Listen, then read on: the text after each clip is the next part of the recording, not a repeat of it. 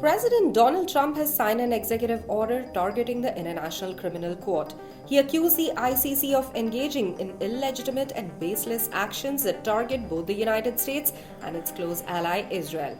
The order imposes financial and visa restrictions on individuals and their families who assist in ICC investigations into American citizens or allies, particularly focusing on the ICC's probes into alleged war crimes. The executive order was signed during the visit of Israeli Prime Minister Benjamin Netanyahu to Washington as tensions over the ICC's actions continue to escalate.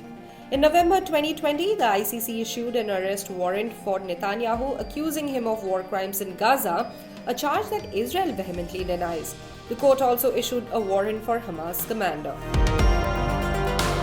In a memo released by the White House on Thursday, the US criticized the ICC for creating a shameful moral equivalency by issuing arrest warrants for both Netanyahu and a Hamas leader, suggesting that it equated Israel's actions with those of the Palestinian militant group.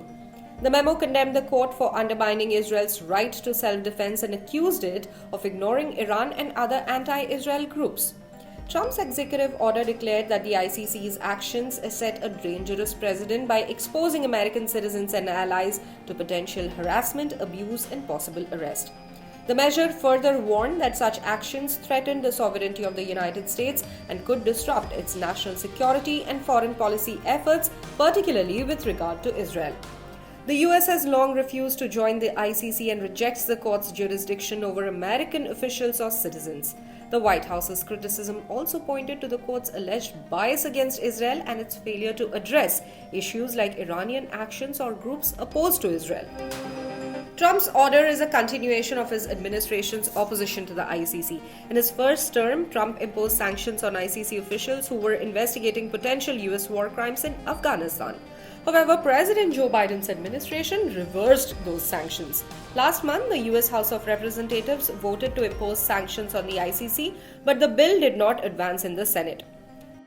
The ICC, based in The Hague, operates as a court of last resort, intervening only when national authorities are unable or unwilling to prosecute individuals for serious crimes such as war crimes, crimes against humanity, and genocide.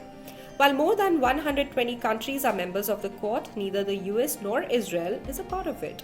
The executive order emphasized the shared values between the US and Israel, stating that both nations are thriving democracies with militaries that strictly adhere to the laws of war. However, critics argue that the US is protecting its interests and those of its allies at the expense of accountability for alleged international crimes.